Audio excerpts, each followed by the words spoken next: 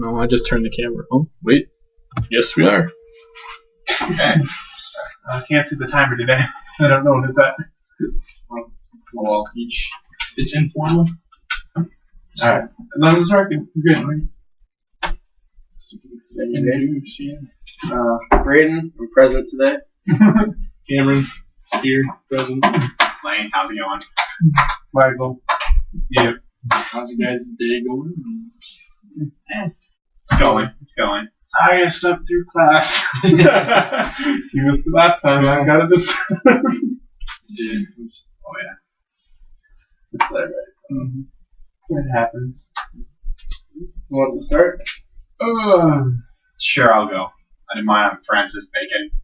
He was a philosopher, a statesman, a scientist, a lawyer, a jurist, an author, and the father of modern science. He was born in 1561, London, England. His father was Nicola Bacon. His mother was Anna Cook Bacon. He was homeschooled, they believe. Bacon. Yes. Bacon. I just realized that now. He went to Trinity College in Cambridge. And then he later on went to Gray's Inn to study even further, and then he went back to England after his father died a few years later. And then in his early life, he was actually very close friends with the king and queen of that time, Queen Elizabeth. He was around the time of the English Renaissance. He was knighted in 1603. He was the first scientist ever knighted. And then later on, he died in 1626. He criticized Plato, Aristotle, and the Aristotelian humanism and Renaissance periods because they lacked a scientific basis between all their backing of all their methods or their theories. They lacked a science behind them. And then later on, most of his philosophies are in three major categories. He believed in a utopia. He influenced the new America, North America, by envisioning as utopia, new worlds, as new Atlantis, as he called it. It's a book actually he wrote called The New Atlantis. He wanted it in New York, or in the New World. He tried to implement it in the New World. When he wrote the book, he based it on there's an island. In the story, there's an island. I can't remember exactly what the island was called, but that island later on became a town in Pennsylvania that he influenced. Later on, he influenced modern science by creating, the scientific method, as we talked about in class, and everything like that. Then he also did a lot with the law. He believed that, he has a quote that I put down. Laws are made to guard the rights of people, not to feed the lawyers.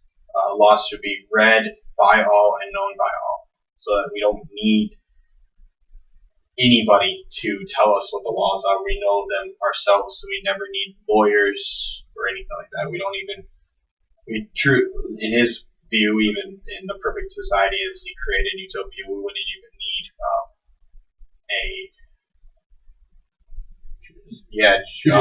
judicial system or police or anything like that.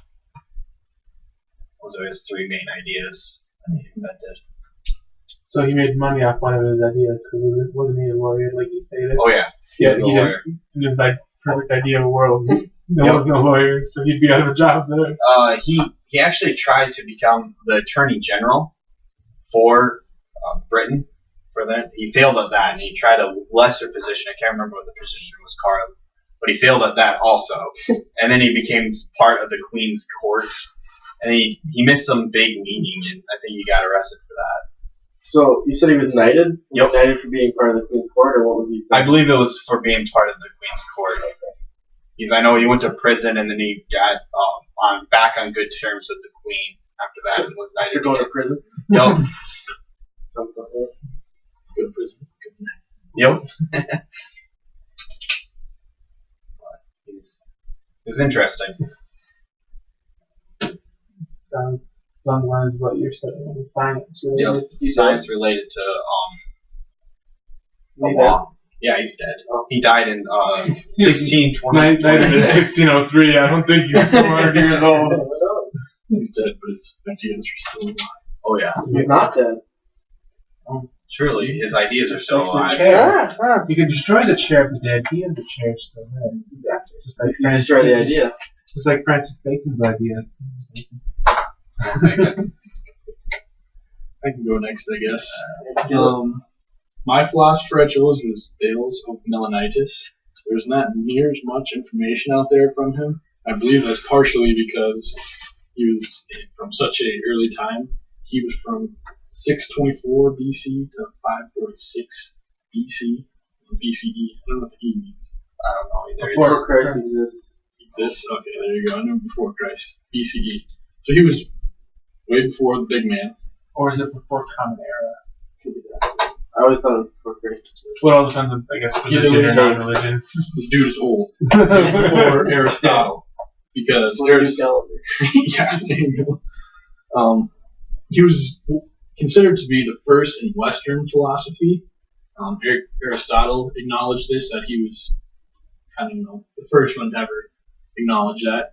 He was also the first one to use natural explanations for natural phenomena rather than supernatural.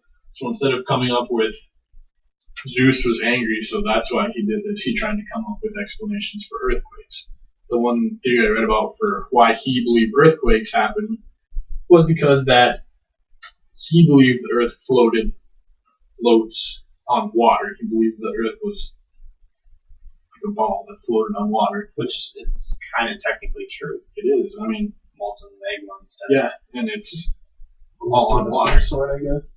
Yeah. He also believed that everything came from water, though. And when you think about it, it's kind of true. I mean, you see like how evolution happens. You see all the little sea creatures, and then eventually they're all on land like we are today. So, in theory, he was, if depending on what you view as true, he was right. I mean, everything really does essentially come from water. It didn't specifically state that, if you meant like we today just pop out of water. I don't know. We are over 80% water or something like that. I don't know. Well, the Earth is over 70. 75% for like a human body or whatever. So, which is really weird when you think about it. That we're over half of water. Let's see here.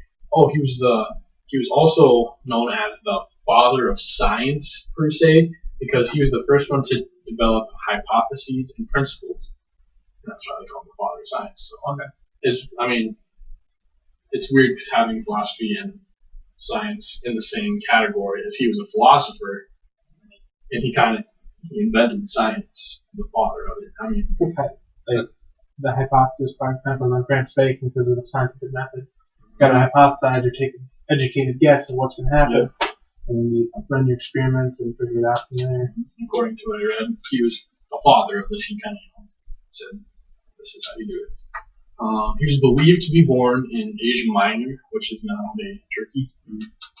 So that's interesting.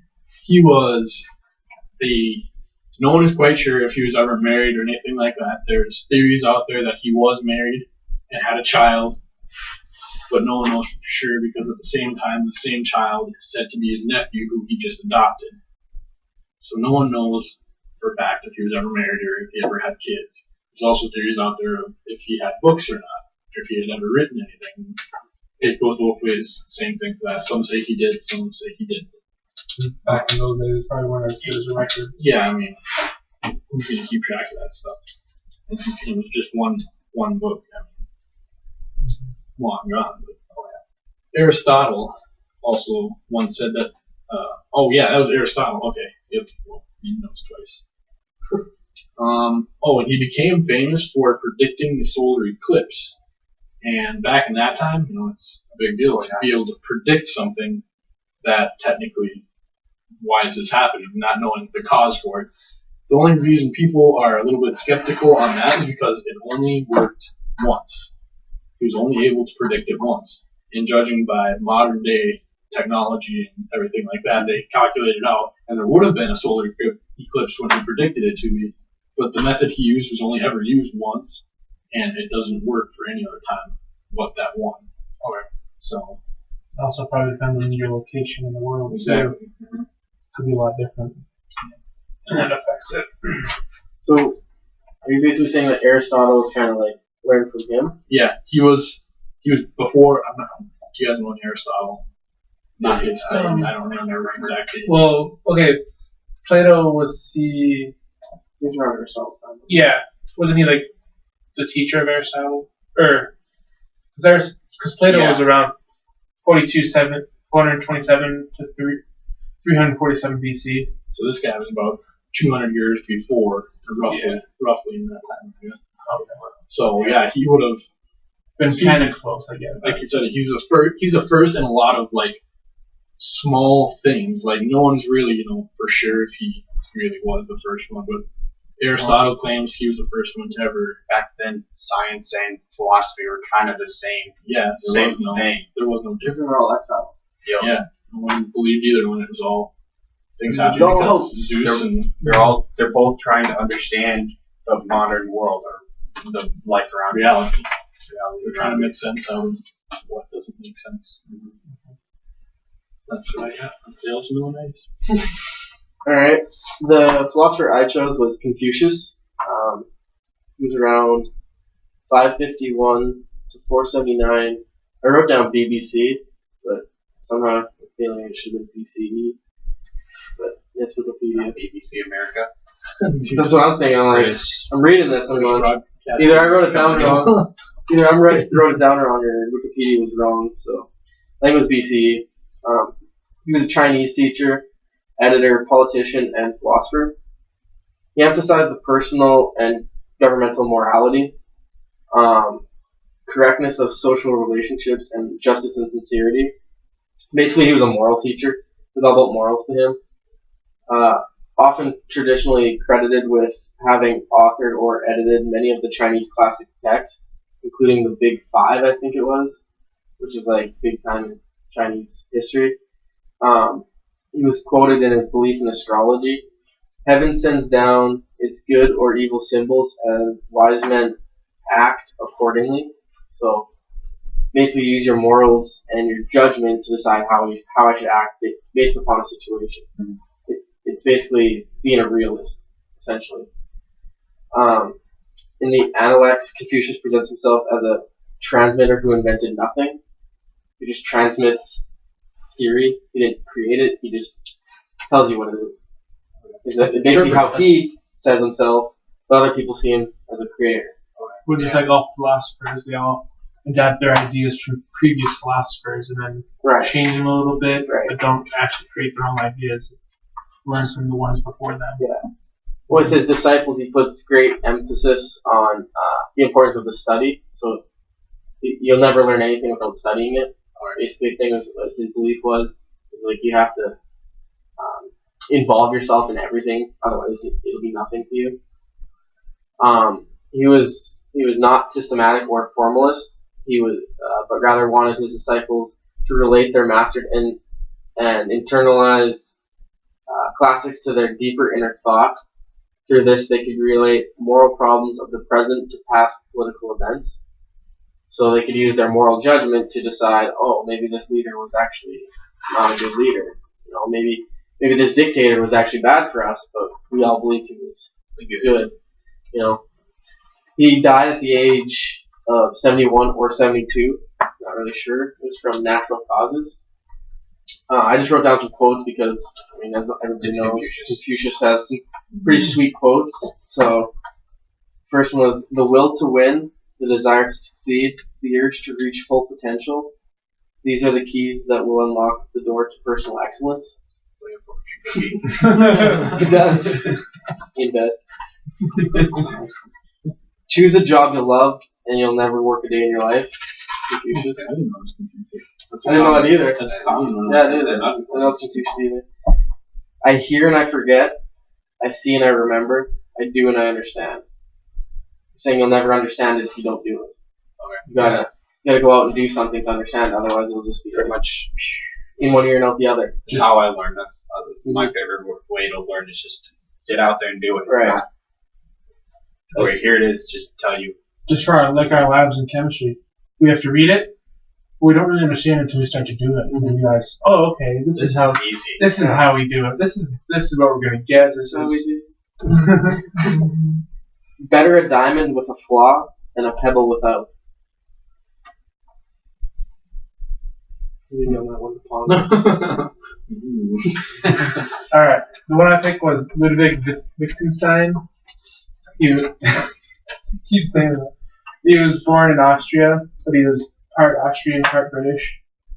Born April 22nd, 1889, and then died April 29th, 1951. So he's about 62 years old.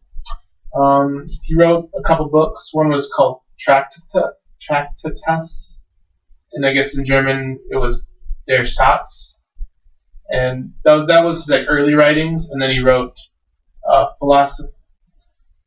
Philosophical Investigation, which he kind of contradicts his ideas he wrote in his first book, because as you grow, you'll change your ideas, and he learned from others as time went on, I guess. He was a student of the Real School in Germany, and he was influenced by Otto Weniger's book, Sex and Character. I can't really pronounce the German. The ideas in the book were, he wasn't for the ideas in the book. He really hated the ideas, but the way the ideas were wrong in the book is what he found interesting. It wasn't, and he taught at Cambridge, and he gave his students the book to read and ponder, and he told them the ideas in here are wrong about Jewish and how the idea of men and women are in the book. The ideas are wrong, but how they were wrong is what interests him. And then he also studied the Danish philosopher Soren Kierkegaard when he lived in Denmark. Denmark. And most of those books that he wrote were, the first one, Tractatus, was language and the world, and how language is different every words in the language are different, and so when you're trying to translate from one language to another, things can get lost in the translation of it. And so that was kind of his idea. Everyone's language is different, so the world is different to everybody, and just how you think about it. And then he also talks about attempts to say the unsayable. You could try to say something, but you won't know how to put it into words. Like we all know this. You can't really describe something. You have to see it for yourself, or you just have to be there. Yeah. And it's just something like that. It's like we were saying, maybe we all know what's after our life, but we just can't say it because we're dead. It's just something like we talked about in class. Like when we die, maybe there are ghosts around us trying to tell us what's after our life, but we just can't understand it, or they just can't speak it. Their mouth is gone or whatever, they don't have the ability to speak anymore. It's just their thoughts floating around in the world. That's an interesting take on it. Oh yeah. Everybody wants to believe something's out there after us, but what if there's nothing? Maybe it is just at the end of a book, it just closes, boom, it's over. But then again, maybe it's a whole nother start to a life. Nobody knows. It's one of those things. Maybe the light at the end of the tunnel is just coming out of the womb again, and then the next body. You live to be 300. It's weird that people used to be 300 no problem. Like back in Moses' time, Moses was 500 years old when he died, something like that. Yeah. Yes. He was I'm not big into the Bible, so I don't know that. I'm not really big into it either. I just know that Moses was an old dude. He was very old. But maybe they maybe using fuse with the power. Well, Or very involved with it. I mean, the burning bush thing and everything Yeah. like that. That all As a lighter. could have been a tragic accident with Zippo, but Moses is up there smoking a doobie or something. Oh! Lit this bush on fire and it's talking to me. maybe there's Tripping on sure. yeah. Picked up some shrooms and some of your shoes on fire in front of It was me. a pot bush. Just a pot bush. on fire. I'm gonna smoke this whole pot bush by myself. Oh, So, Moses. that conclude it? I think that concludes it. Good discussion, gentlemen. Any final comments, concerns, questions? Good job. Good work. Humor. I'd say we all like this, don't we? Like, this is better than writing papers. This is better than the paper and the Good choice, Dr. Wachs.